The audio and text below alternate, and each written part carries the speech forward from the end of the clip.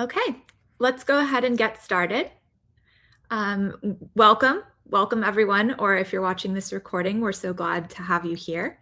My name is Jenna. I'm the COO of Bandwango, and I'm here with Mo, Caleb, and Josh. We'll do a quick round of introductions, and then we'll talk a little bit about an overview of Bandwango and small teams, and then you'll actually get to hear from people making this work in Carson Valley and Frankenmuth. So with that, I wanted to turn it over to Mo for a quick introduction. Yeah, hi everyone. Thanks so much for joining us. My name is Mo Parikh. I'm the CEO of Bandwango, and really excited for this topic today to learn from our great partners and to talk to you a little bit more about EB 2.0. So thanks again for joining us. Awesome. Caleb. Yeah, hi everybody. My name is Caleb Snook. I'm from the Frankenmuth Chamber of Commerce and CVB. Excited to be on here with you guys and share what we got going on in Frankenmuth. Great. And Josh as well. Would you like to introduce yourself?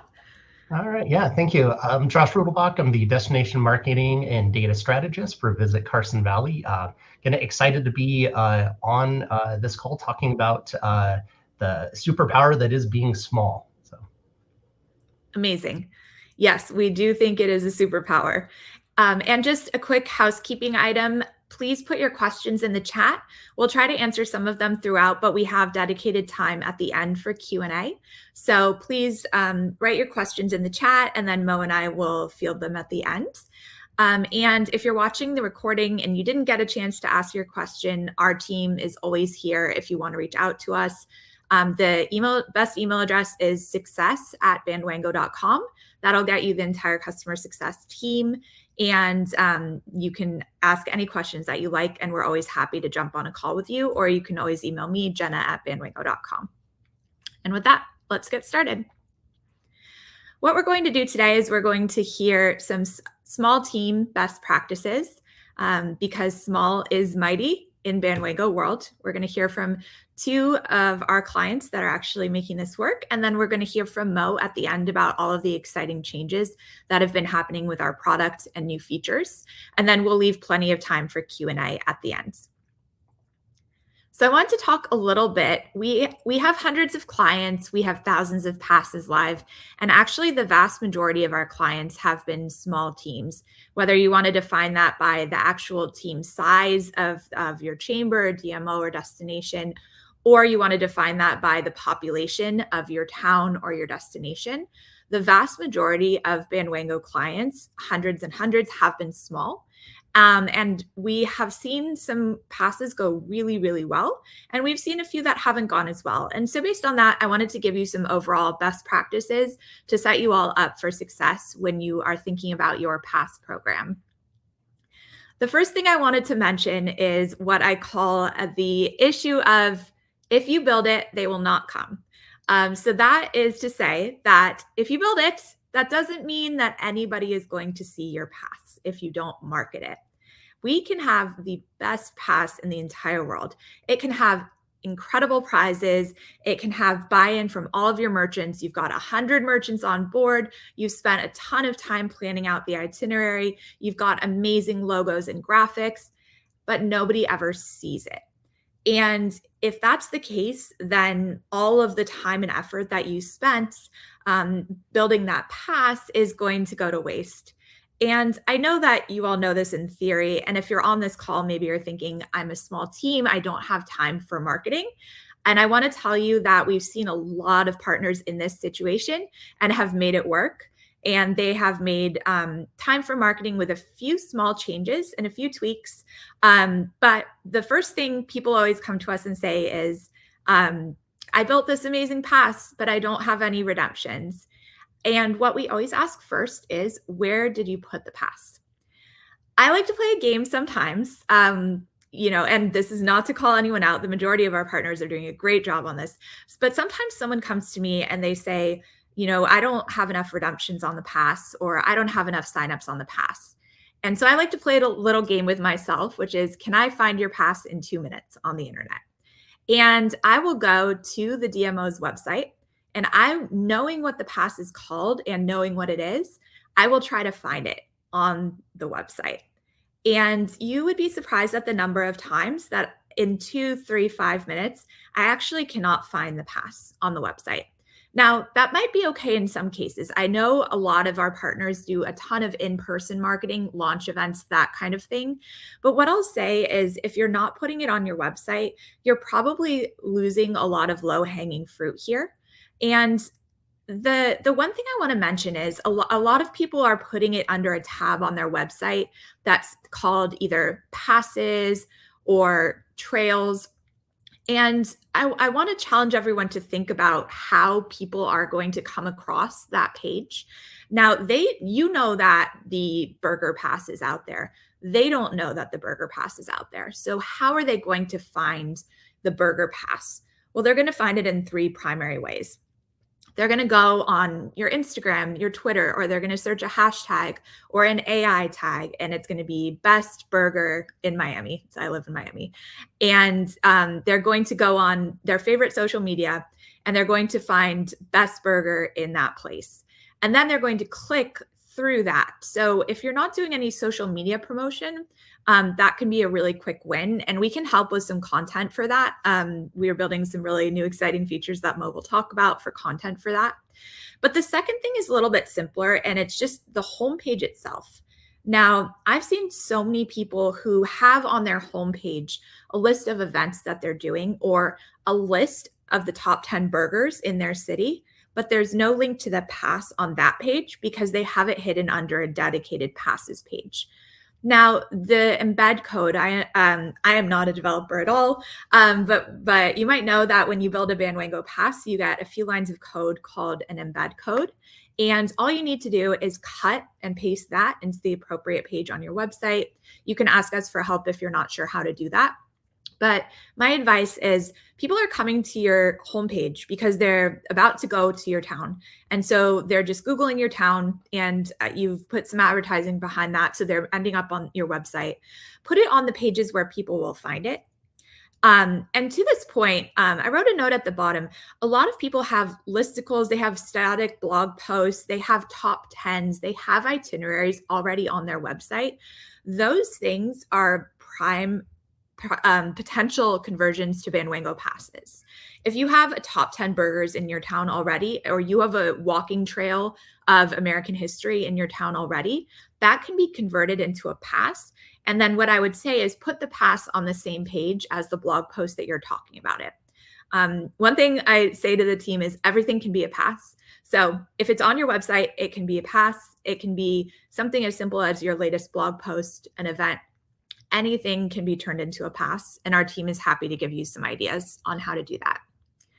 And then you're probably thinking the way that most people find us and find our pass is going to be through search, whether that's Google search or an AI search engine, where I think we're all still wrapping our minds around the AI search engines. But we do know that these passes are more likely to be found in Google and in the traditional search engines when they're tied to something like best burger in Miami, as opposed to Miami burger pass. Because it's just a little tweak in how people are Googling. But if you think about yourself and you're going on a trip to Miami this weekend and you really want a burger, you're probably not going to search for burger discount pass. You're going to search for best burger in Miami or potentially deals on best food in Miami. So think about how people are Googling it, and whatever page they're ending up on from that Google search is where you want to put that pass. And again, that's usually a blog post that you have an existing top 10, what to do for a weekend in your town. So that's easy to do. The second thing, in addition to where you're putting your pass, is how you are interacting with your local merchants. I think that merchants can be wonderful force multipliers for our passes. And the really good thing about small and mighty teams is that they're often in small and mighty towns where the merchants are either close together, or there aren't that many merchants that are on this pass, or it's a really tight-knit community where you know them and have relationships with them. You'd be surprised at the effect that an in-person visit to your merchants can have on your pass, because your merchants can be your best promoters. Come to them with a sticker with a QR code of your pass. We can give you the QR code. It's right on the page of your pass. Give them a QR code and write, burger pass, win prizes, whatever you want to write on that QR code. make it into a sticker and put it in person. That way, if you don't have a huge ad budget, you don't have a huge marketing budget behind this, you're going to get the people who are already going to one of your locations. So chances are they'll probably want to go to other locations too. I saw this really effectively. Recently, I was in a city with a pass, and they just had a QR code outward facing at one of the stops. And it just said something about the prize that they were doing, and I was intrigued by it. So I scanned my phone, and lo and behold, it was a pass there. So that can be a really low cost and budget friendly way to market. And then lastly, think about how you build the pass itself. Think about someone who's using it. I know we all love our passes that are encompassing all of our area, but some of us have really big areas. And so we have to think about, are our tourists walking? Are they biking? If so, how close together are the locations? Honestly, a lot of the time, that's where passes tend to fail, is the locations are really far apart from each other, and people look at the 30-minute, 1-hour drive and they feel a little bit daunted by that, by trying to go to more than one location. Or the prizes, maybe we can talk about refreshing prizes. Usually people have amazing prizes. If you don't have ideas, our team is always happy to chat with you about that. All in all, hopefully you understand more is more. Put this a lot of places on your website, social media, in person with your merchants. Build lots of different passes. A lot of times people are afraid of cannibalization, and they think that if they build 3 passes that people aren't going to use any of them enough, because instead of 3 people, you only get 1 person on each pass. First of all, I would argue that the number of people is a success in and of itself, because you now have 3 people that you have first party data for. But secondly, we actually don't really find that. We find a lot of cross promotion, because if you find 1 pass, you might be interested in another, and you're finding all of the passes. So we don't really find cannibalization effects. And we find our most successful partners do have multiple passes live at the same time. And it can be the same theme, just in different variations, like seasonal variations, for example. Okay, with that, would love to turn it over to Josh. All right, thanks, Jenna. So first off, I want to start with just a little bit of a geography lesson for where Carson Valley is. So to give you an idea, we're about a 45-minute drive south of Reno, Nevada, about 30 minutes east of South Lake Tahoe, and about 15 minutes south of Carson City, Nevada, the state capital. So welcome to the land of legends. We are a very historic portion of the state. The first permanent pioneer settlement in the state is in Carson Valley, Genoa, Nevada. It was actually part of the Utah Territory first. And happy to say that we'll be celebrating 175 years of Genoa on July 4th this year. It was settled on July 4th, 1851. So we have 3 historic towns geographically in Carson Valley. Minden, Gardnerville, and Genoa. And then we also have Topaz Lake, which is a community to the south of the valley that we try to move people to, because it's about 16 miles away from the south end of the physical boundaries of the valley. So while the communities of Carson Valley offer many options for historic tours, we really do suffer from a lack of tour operators to direct visitors to be able to get them to see the great stuff that's in the valley there. So that really led to our conversation with bringing in a technology partner like Bandwango to be able to offer a digital solution to those lack of tour operators that we have there. The chamber and some of the towns used to be able to print walking tours and maps and things of that nature, but as costs started going up, they stopped printing those maps. So we kind of stepped in, listened to our community who really enjoyed those maps when they had friends or family come visit, to be able to hand that to them, let them go explore our historic area. And we partnered with Bandwango to be able to build out those historic walking tours. And it really started with a conversation with Kate and Jason with Bandwango and Eugene at the One West Tourism Alliance.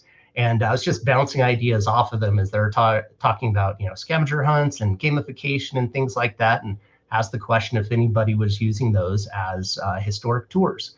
And that led to the conversations that brought us here today.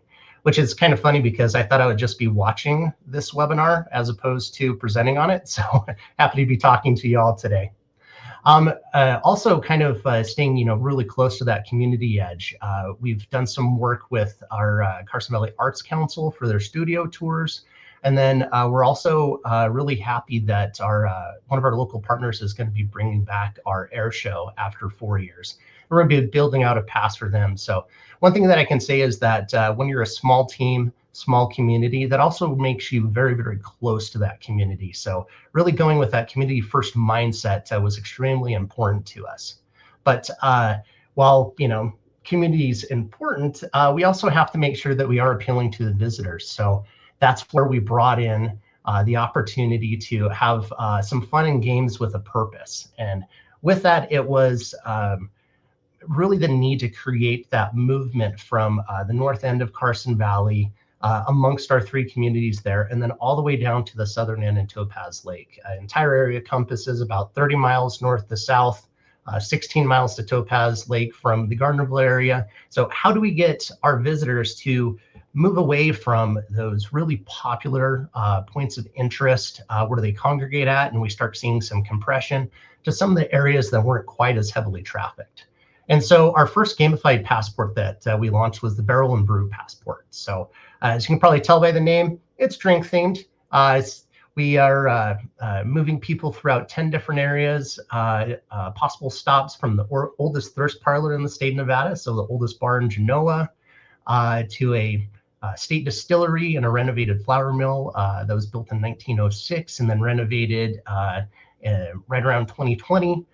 Down to Topaz Lake, where there's incredible bar that overlooks the lakeside with these incredible lake views. But how do we move people throughout those different areas? And so we created this fun pass that incentivizes people to get a little out there down to these areas with additional points for check-ins at those spots that are outside of what you would think the normal traffic patterns would be. And then in development, we're also building out an arts and antique trail. And then really excited to hear about the addition of a bingo passport. And we're going to be doing that with the Carson Valley Family Adventure Pass. So I think that'll be really fun for the families that are coming into the valley. So how is it that we talk about this? Jenna brought up a little bit about having that dedicated page. We have that in our things to do drop down on our visitcarsonvalley.org website. So it does live on its own dedicated page. But we have a link from that page on our main landing page on the website. So they can get there fairly easily without having to find that drop down. We also love to include our passports in any of our content creators or influencers and media fans coming through. We build it into their itineraries. We have a fantastic travel and tourism photographer that'll be in the Valley today through Saturday, Aaron Hagan. Not sure if you've ever seen his work, but it's fantastic. But we mentioned on his itinerary the Barrel and Brew Passport. So we hopefully can capture some great assets of him actually utilizing that pass. So go a little bit outside of that normal, just has to live on the website sort of mentality. Then, of course, the typical social media posts. We have it on our Instagram as well as our Facebook. Some fun things where we got some UGC from a content creator actually going through the passport, and then some static ones that we've done on our own. The last thing we did, we use Mindtrip AI on our website as our AI partner. And we have key facts built into that to recommend our passports for folks that are kind of going down that path with some of their queries. The last thing, and this was surprising to us, is we wanted to get away from paper when we initially went this direction with doing the digital passports. In our lodging properties, we do have some 8.5 by 11 standing posters with the QR code on there that talks about it at their front desk. But the feedback from those lodging partners is they want something paper. So once we launch the 2 new gamified passports, we're going to create some rack cards to go into their brochure stands that have that there, something that the guests can easily grab and be able to scan into each one of the passes later on. So kind of going a little bit more old school than what I expected initially. And then kind of the last piece of this, if anybody has ever been in a presentation with me at any of our statewide conferences, I tend to make myself the butt of the jokes and talk about all of my mistakes. So that way, hopefully you don't follow the same path there. So just want to talk about a little of the takeaways from the things that I've learned on these passes. Creating the walking tours was a chore. Historic houses typically don't have a Google business listing. So each one of those stops had to create manually, which means had to go out and find assets for them. And then also had to do a little research because we found some inconsistencies between the 2 or 3 different versions of the walking tours that had been printed previously. So I put on my data hat, did a little research, spent some time in the newspaper archives, spent some time on the tax assessor site, the Sanborn fire insurance maps, and built out these passports to be as accurate as possible. The second takeaway was don't overcomplicate your prizes. As we've started working on the Arts and Antiques Trail, we really wanted to have as our prizes pieces of local art. So something that our local artists have created as the prizes for going in, checking in at these stops, and making some purchases. The arts community sometimes moves a little slow, so don't send your request out to every single artist in the Valley asking for stuff. Focus on a couple that might get you an answer a little quicker. Talked about how paper still has value for the digital passports with that rack card. Don't just think this needs to be a digital only campaign here. It is something where paper does still have some value. And then the last one, and this refers back to the air show, find stakeholders that are willing to contribute to building the passes. So we've put the onus on the Minnetonka Skyfest organizers to provide us with a list of the businesses and how they want the pass to work. So that way, I mean, we're a small team of 3. We have many hats that we have to wear, and being able to come up with that on our own may have been a little bit too much work, too much of a lift. So we put it back on the folks from the airport to build that out, to find out where they want to push people to instead of just at the airport itself. So make sure that you do lean on those stakeholders when you have the opportunity. So with that, I'm going to pass it over to Caleb and let him talk to you about his passes. All right. Thank you, Josh. I appreciate it. Hi, everybody. Again, my name is Caleb Snook with the Frankenmuth Chamber and CVB. I am the Sports and Experience Manager here at Frankenmuth. A little bit about Frankenmuth. We are in Michigan, and if you ever met somebody from Michigan, you know that they use their hand as a map. So we are about right here. We're about an hour 20 north of Detroit.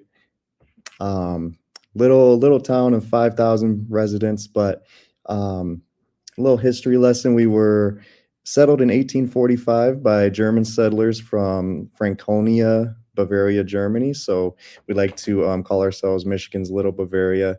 And, you know, all of our architecture is Bavarian, and people really recognize us because of that. So, but even though we're only 5,000 residents, we welcome 3 million visitors a year to our little town. And it's a couple things that we are known for is we are home to the world's largest Christmas store in Bronner's Christmas Wonderland. We have world famous chicken dinners, Zenders of Frankenmuth and Bavarian and Restaurant. And we also host over 15 annual festivals and events. So we get a lot of return visitors, which helps our passes as well. And so part of my role as a sports and experience manager is to oversee all the various passes that we use through Bandwango. And so I will go over what we have to offer here in Frankenmuth. And, you know, similar to Josh, the purpose of our passes is just to get people moving around town, right? We don't want everything just to be in downtown, which is the most visited region of our town, but we want people to go to the north end of town and to other sections of Frankenmuth that, you know, see less visitation. And so we created some of these passes to help with that. And so we have 3 currently live passes on Bandwango, with a 4th one in the works. And so number 1 is the Mural Finder. And so this is a gamified pass. We have 23 murals around town listed on this pass. People go, they check in at the murals. Once they find 10, they can bring it back to our visitor center and they will receive a special Mural Finder branded prize. The Stop and Snap Challenge, this is another gamified pass, and this is only for Christmas time. So this is a seasonal pass. Businesses can opt in to set up a little photo op station at their business. And so last year we had 43 of these special photo op stations throughout town. where people can go around, take pictures of their families, and then after 15 check-ins, again, they can redeem it for a special Frankenmuth wooden ornament. The Frankenmuth flower finder, this is the one that I'm currently working on, hoping to have it done tomorrow actually and launch it next week. But so this is more of a informational pass. This is going to be an itinerary pass. And so every summer downtown Frankenmuth is just lined with tens of thousands of flowers. And so this pass will include about 20 different locations where people can go check in at these flowers, and then it'll give them a whole bunch of information about this specific flower. So this, like I said, is more of an informational thing for people to do while they're taking a stroll downtown. They can also learn something at the same time.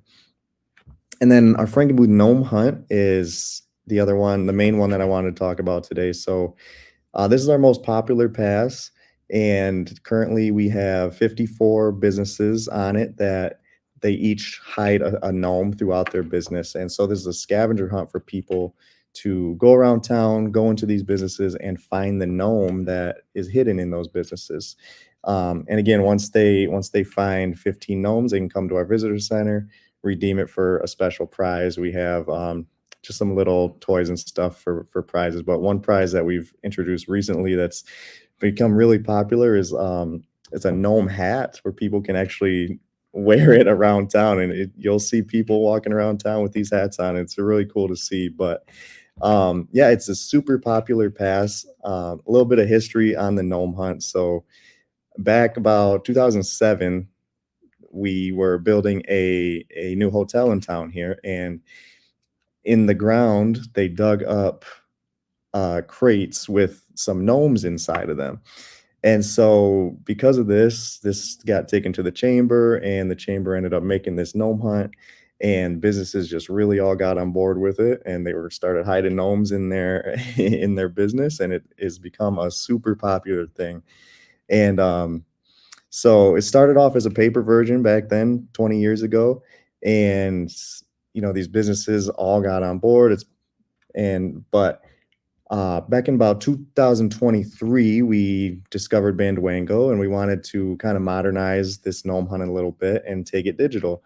And so we did that. And since 2023 that we've taken it digital, we've had 6,387 users download it and just under 50,000 redemptions of this pass.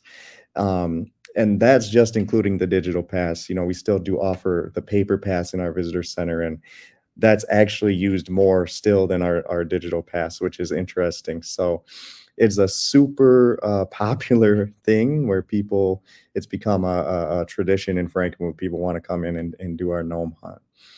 So it's pretty cool, the history of it, and just seeing it take off like it has.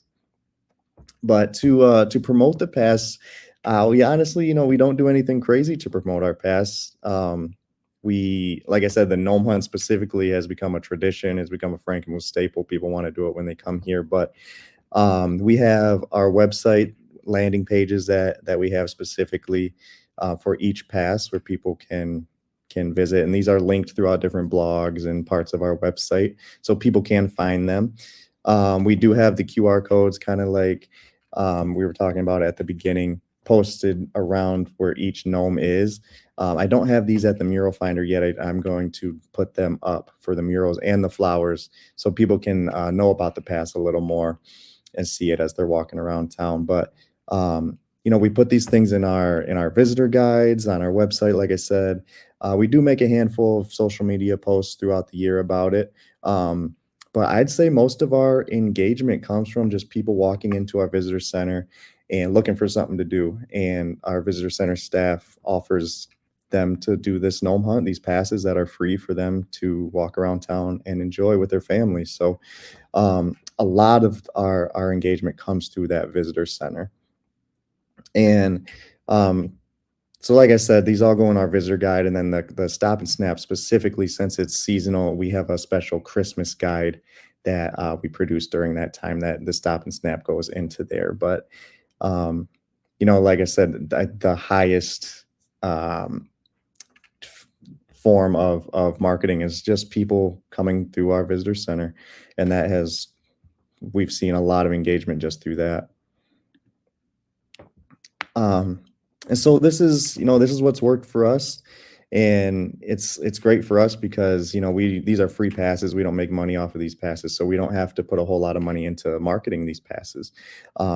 But people are able to have fun with them. Businesses get on board with it. And so it helps us on a chamber side with the businesses working together. And then it helps us on the CVB side with visitors doing these passes as they come to town here. So my advice, just find the thing that works best for your destination. Every destination has different resources, different partners, different things that they have at their disposal. So just finding out what works best for you, and then just keep doing that. And it really has worked for us. So even if it's not the normal way of doing something, if it works for you, keep at it. And then so we're a team of 8. So this just big props to you guys at Bandwango. This new Experience Builder 2.0 has been great for us because it's super easy to build these passes. It's quick and easy, and it allows me to handle everything on my own without having to pull other members of my team to help me build this pass. So makes things very efficient. So big props to you guys at Bandwango. We appreciate it. But yeah, that's what I got. I think I'm going to kick it over to Mo to talk more about Experience Builder. And thanks, Caleb. Really appreciate that. And before I let you go, there's a couple questions for you that I was hoping maybe you'd be able to answer before I take on. So the first one came from Cora. How does the gnome hunt look as a pass build? Can you share more about that? Yeah, so I guess I don't fully understand the question. You thinking of if you're thinking in terms of the pass builder, like how did you set up and build the actual gnome pass? Where you mentioned the gnomes, I think, are in different locations in the businesses, and like how did you build the pass based on that? Yeah, so it's a gamified pass, and then each business gets its separate location, and then as an activity, we use a check-in for each business, and then the person will go to that business, check in once they find the gnome, and then they have to enter the gnome name. So it's a quiz. Oh, cool. And so there's like 4 different gnome names. Pick the correct gnome, and then it'll allow you to check in at that gnome. Cool. So it's set up sort of as a gamified quiz challenge where each of the gnomes have a name, and each of the check-ins are a quiz question where they have to find the gnome, find the name in order to earn that point. Correct. Awesome. That's a really great way to do it. Second question came from Jessica. How do check-ins and redemptions work for your stop and snap? Are you tracking photos? So we don't necessarily require people to upload photos to receive the check-in point. They just have to check in at that location, but we do encourage people to hashtag Frankenmuth, and once they hashtag Frankenmuth, it'll allow us to view their photo and ask them for the rights on social media, but we don't require them to upload their photo for check-in.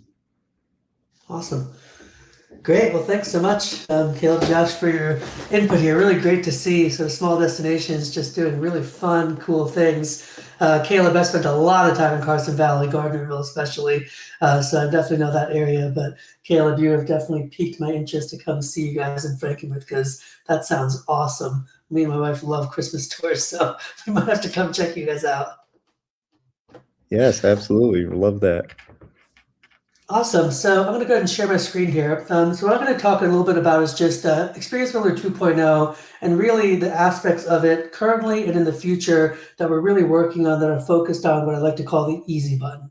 That was the whole premise behind everything we're doing at EB 2.0 is to make it easier for you, your pass holders, and your local businesses to be able to create fun experiences in your destination. So as I mentioned, the whole thing with EB 2.0, and obviously as we transitioned from the old system where our team was building everything for every client to EB 1.0, which was the first sort of release of a self-serve version of the software, we listened a lot over the course of the last year and a half as customers were starting to use the first iteration of self-service, which really drove into the development of EB 2.0, which was a complete rebuild from the bottom up, really designed to make this substantially easier for all of our partners. And so what I mean by that is we're trying to make it easier for everybody that we serve. Not only all of you, our DMO, our chamber, our partners in these markets, easier for your pass holders so that these passes can be more fun and more engaging, and then also easier for your local businesses to join, to get found, and ultimately the local businesses are at the core of everything that we do, because the whole mission of this entire business is to send more people into your local places in your market. And so when it comes to pass holders, there's a lot of different things that we have been working on. A lot of this is now available to all of you. Some of it we talked about today. Some of this is sort of some new stuff. So first, some of you might not be aware, but we did release a new favoriting feature a few weeks ago. As you see on the images here, the favoriting feature allows your pass holders to favorite their locations. So if they download the pass and they're planning a trip to your destination, they can favorite the location that they want to go to. They can easily access those favorites, both from a list view and also from a map view that you see over here. So again, just making it easier for your pass holders to pick the locations, organize what they're going to do when they come visit you. Second, we are getting ready to release to all of our customers now. It's in the final stages. This is live with some beta customers. We're launching a brand new progress tracker for your mobile passes. So these progress trackers, just again, make it easier for your pass holders to track their progress, to see how many check-ins or redemptions they have. You can customize all the language on these progress trackers. You can decide which specific passes you want to track, and you can even decide which specific activities that you want to track. Again, the point here is whether we have passes that have a lot of locations or multiple passes, just making it easier for your pass holders to quickly at a glance take a look at how many locations they visited and how many places they have yet still to visit. The third and the fourth are more about engagement on your passes. So here's an example of voting polls. Lots and lots of our customers use this awesome feature to allow your pass holders to vote on their favorite locations. You can set these things up to require that the customer visit the location or not require them to visit the location in order to vote. You can set up multiple polls that can live in the same pass. You can define which businesses you want to include in which polls. So for example, on this Visit Dallas Margarita Mile Pass, maybe they have burger places, maybe they have margarita places, maybe they have other types of restaurants. They can create a favorite margarita poll, but in the same pass, you can also create polls for your favorite burger or the favorite ambiance. And so it's really a new way to not only engage your pass holders, but also to give you more data about which locations your pass holders really love going to. And then lastly, as Kayla was just talking about as well, check-in quizzes are a really popular use case nowadays. A lot of our customers are doing quiz passes where the customer has to answer quiz questions in order to earn points on your different passes. So these are all designed really to make it not only easier for your pass holders to navigate around the pass, to find the places they want to go visit, to track their progress, but also we're adding more and more engagement tools to make this just more fun for your pass holders. Talking about engagement tools, you're all aware about Bingo. If you're not, reach out to our success team. It's a really cool new first of a series of Bandwango games that's getting released. And so Bingo will be available very shortly as a self-serve feature. It's just in final engineering review. It's been in beta with a handful of customers to date. And just teasing the next thing coming out is we are launching a new battles game. This is designed to allow you to create a bracket-style competition with local businesses or local murals or any real local places where you can create a bracket-style game to allow like a burger battle, where you can have quarterfinals and semifinals and finals. The customers visit the different locations and they vote for their favorite one. And once the round is over, it goes to the next round, just like an NCAA-style bracket, but we're introducing this as a battles game to make it more engaging for those pass holders. And then lastly, one of the things I think a lot about is how do we start to provide all of your small destinations with unique ways that your passes can actually look. And so we're working right now on a variety of different pass layouts and pass themes that are really designed to suit very specifically the use case you're going after. So this could be a walking tour example. This could be a restaurant week example. This could be an itinerary pass example. And this could be like a TikTok style layout. And so we're working through a lot of different options right now, again, to make it easier for you to be able to create a custom, cool looking pass that doesn't require any engineering work, but we can provide you with a gallery and options to choose from as you're creating these passes. So for the pass holder side, we are always looking to make this more fun and easier for your pass holders. Also, do keep in mind, we provide 7-day-a-week pass holder support. And so it's one less thing you have to worry about. When you work with us, we have an entire team that's fielding text messages, phone calls, emails from pass holders and supporting them all week. And that's just another operational thing to make this easier for you as a small organization. Now, from your perspective, we talked a lot about local businesses. One thing we've been hard at work on is a new feature called requests. This has longstanding been an internally facing feature that our team has used historically, but now we're getting ready to expose this to all of our customers. What this allows you to do is, in any pass or experience you're building, through our platform, you can invite local businesses. You can decide exactly what you're looking for from those businesses. So maybe you're doing a BOGO pass, or maybe you're doing a discount pass. You can say, I want to invite these businesses. I'm asking for this specific type of inventory to join this pass. You can define the email sequences that go out from the platform to those businesses. And the businesses, as you see here, receive a nice landing page that's inviting them on your behalf to join your pass. They can click accept. They can put in their coupon or discount. They can preview what it looks like so they can train their staff. We are also building out instruction sheets that'll be customized for those businesses. And this is feature and functionality that will be coming to you pretty soon. What you're seeing on the screen here, this is live code. It's just internal beta with the team right now. But this is all stuff that will be coming for all of you.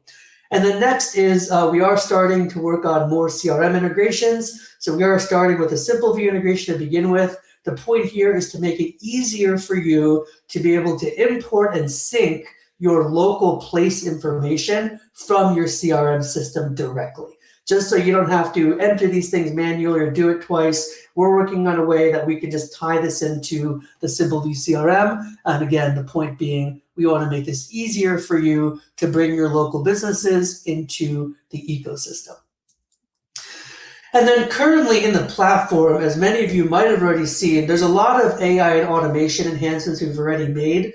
And so descriptions and pass names, there's little AI generator icons you probably have seen throughout the platform. You're going to be seeing more and more of those, especially as it relates to images that I'll talk about in just a moment. Google Place Search makes it super easy for you to find new places on Google. We do allow you to use the direct Google Photos for those images. You don't need to upload an image if you don't have one or can't find one. We can allow you to use the Google Photo directly. And then in our messaging platform, when we send text messages, because best practice really is that the more concise the text message, the better, we've built an AI SMS condenser tool for you, where if you do have some long content or a big message, you can use our tool that will cut it down to size, make it super impactful, and just more effective when you're doing this outbound SMS through the system. So while there's a lot of cool things already available in the system, we are also continually starting to build a lot more really cool new things. So the first one is a new system that we're releasing soon is called AI Studio. Again, what you see on the screen here, this is live code. This is stuff that our engineering team has been hard at work at. The whole point of AI Studio is to make it easier for smaller teams to be able to create assets for all of your passes. Whether it's a social media post, you can do vertical, you can do landscape, you can do square aspect ratios, you can define a custom size, you can do 8.5 by 11 flyers. And the really cool thing about this is we allow you, one, to define your brand voice. We can scrape your website and define it for you, but also you can come in here and say, the tone of our brand is this, the audience focus is this, my color scheme is this, Here's reference imagery that I want to be used for inspiration. Here's required imagery on the assets. And the whole point of this is to make this a lot easier for you to generate content using direct context from the actual past. So you notice on this screen here, you see these images. That's taking in the past name. It's taking in how many locations are in the past. It's taking in the past type. It's taking in how many prizes are on the past. So what we're basically doing is we're pulling in the context from the past into all the prompting that we're doing, and we're generating images for you. As you saw on one of these screens, you can also include the sign up QR code in these images. You can also customize the call to action for these images. And so again, this is coming soon to all of you. This is very far in engineering, and it's in actually engineering review right now. But this is the first step we're taking, again, to make it easier for all of you to promote your passes that you're creating in the platform. And finally, where we're headed. So obviously AI is the big thing. It's the buzz. It's, people say it's going to revolutionize travel. And so there's a lot of things that we're doing and ideating related to AI. One specifically that I want to really talk about today is what's called the Smart CTA. So this is currently in the scoping and prototyping phase. I'm working very close with engineering to spec this out. But basically what Smart CTA is, earlier Jenna had talked about website placement of the sign-up cards is really, really important because customers are entering your website on many different pages. And if the pass is buried on a single page, you might be losing out on a lot of customers that would be likely to sign up or purchase your pass if there is more broad exposure of the pass on your website. And so what we are building is a platform that we're calling Smart CTA. On a high level, what this is designed to do is activate your entire website with dynamically placed calls to actions. So the way this would work is you'd have a dashboard view, you'd place a snippet of code onto the header of your website, we would scrape every page, and based on the content of the page, we will match experiences that are relevant to those. So one, it allows you to pretty quickly start to see which pages are driving conversions, but more importantly, it will then not require you to place the sign-up card on this specific page or this specific page, and ignore some of this UI, but the big point is on different pages of your site, we're going to be able to dynamically place a call to action if the content on the page matches some of the context of the actual pass. Again, the point being, we want to broaden exposure of your experiences to any website visitor that lands on any page that's relevant, because a lot of our clients have a lot of pages. They have a lot of blog posts. They have a lot of listicles and itineraries. And sure, could we manually place this in all the pages? We could, but it's a very manual process versus if there's automation behind the scenes where any content that you have could become a page that can drive a sign up. That's really what we're focused on with the Smart CTA platform that we are prototyping right now. So all of these that you see are actual prototypes that I've been working through. And then lastly, the other two things that I'm sort of in the exploratory phase of, but I think are very interesting, is one, a blog to pass converter, which basically allows you to give us a blog or content on your website, and we will return to you a pass. Typically like a gamified check-in challenge or an itinerary pass that doesn't require necessarily inventory if we don't have it, but a blog to pass builder is something we're currently exploring. And then lastly, we are actively exploring a trip planner that's rooted in tangible experiences at the outcome. So instead of a lot of trip planners, you pick your locations and then it gives you a static piece of content or a PDF that has, here's the list of locations. What we're trying to do is create a next generation trip planner where not only can the guest pick the locations and plan the trip, but it'll output a free or paid experience specifically based on the trip that your customer is trying to plan.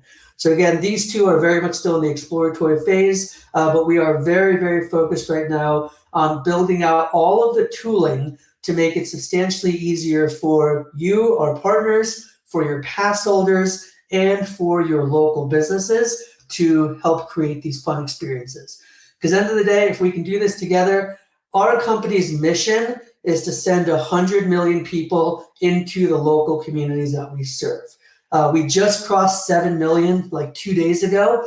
That's almost double as it was about a year and a half ago. And ultimately, the easier we can make it for you, the quicker we're going to be able to get to this 100 million person goal together. So that being said, I appreciate all of you hearing some of the cool things we're doing in product.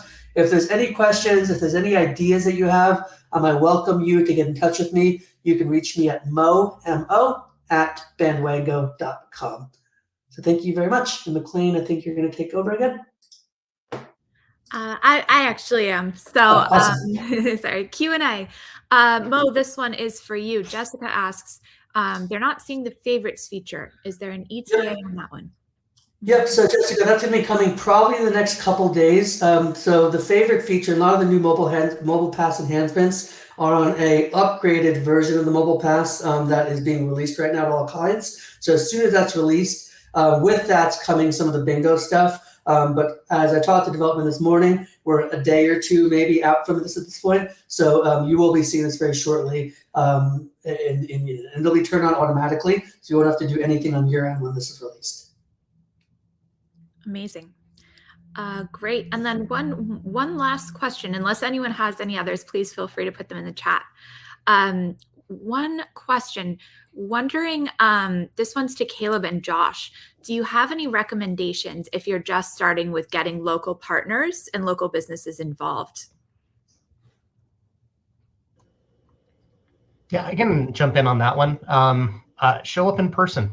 I think that's the best way to have the conversation as opposed to an email. And no matter the relationship that you have, especially with the small community, just showing up is going to make that a lot easier process. And also let them know that there's not a whole lot of work on their end they're going to have to do for a lot of these passes. So I think a lot of times they're worried that it's going to require a lot on their end. You might have to train their staff. Might start with just a really easy check-in passport to get them on board with. Great, super helpful. Yeah, I agree. The face-to-face communication is definitely helpful. And then you're able to kind of explain your pass to them right there and then kind of explain what you got in mind. And then you're able to explain the benefit that it has to them. You know, these passes will be pushing people into their business, and you know that's obviously what they're all about. So totally agree there. Great. Excellent. Cora says she's going to help us get to 100 million in Moab. Love it. Amazing. All of our partners have accounted for over 7 million check-ins. Amazing. Excellent. Any other questions? Well, Mo, this one's for you again. Dorothy asks, yes. What is the new generative AI powered by? Yeah, so Dorothy, it's a combination of models. So we're using Claude for a lot of the content and copy stuff. We're using OpenAI's new Image 2 model, which has made some incredible leaps recently. There's certain instances where we're using Gemini's Nano Banana, but for the most part, we've seen that Image 2 from OpenAI combined with Claude from a content perspective tends to work really, really well. We've tested out a handful of models that we've been building this just to see what gives us the best results. And what we found, interestingly, is overlaying text on images is a notoriously difficult problem in AI. But OpenAI's Image 2 model has seemed to figure it out very, very well. So that's the main one on the image generation side, and then Claude for the content. Awesome. And I don't know if this was a part of the question or not, but we never share clients' information with other clients. So even on the AI side, everything is self-contained. So like the AI Studio even, we have a feedback feature. So when you generate some assets, you can give it a thumbs up or a thumbs down. If you give it a thumbs down, you have the opportunity to provide feedback, and then we'll rerun the query, taking the original image, taking your feedback, but that's siloed per partner. And so that information is never shared. And then also the inspirational images and then the must-use images are also siloed per partner on this stuff. So you're really trying to make this like your design assistant that can take on your brand voice, your design style, your audience focus, your brand colors, and create assets for you that make it look like that.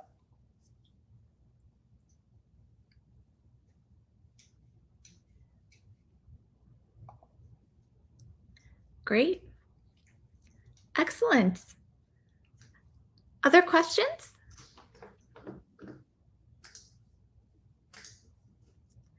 Well, great. Well, thank you so, so much to our presenters, Caleb and Josh, for joining us.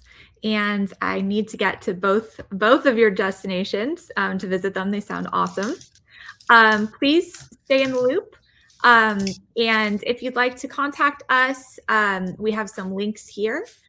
We would love to talk to anyone who is looking at building a pass and is not sure where to start or wants some best practices. And then I'm also including a link to our newsletter here. Our newsletter contains a lot of case studies and other best practices.